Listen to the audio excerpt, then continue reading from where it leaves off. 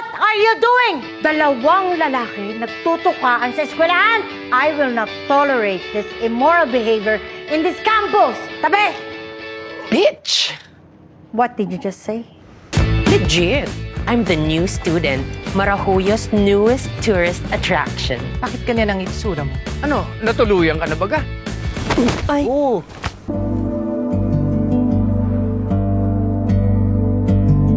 Tignan mo, inadaanan mo. Ayun! Pangat ang ugali ng mga tao dito. DBT lang yung dati, di ba? Bakit nadagdagan? Tsaka walang ganito dito, King. Asa ka pa. Pwes, tayo ang magtatayo. Kailangan natin ng approval ng Student Council President. Pasensya, malabong mangyari yan. Walang mararating yung org mo. Hindi wala kang sasali dyan eh.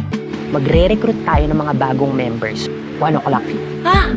Di, alas 5 na. Te, Pwede ba, bakla? Huwag mo na idama yung Marahuyo sa kabaklaan mo. You're wasting our time! Maraming gustong ipaglaban to eh.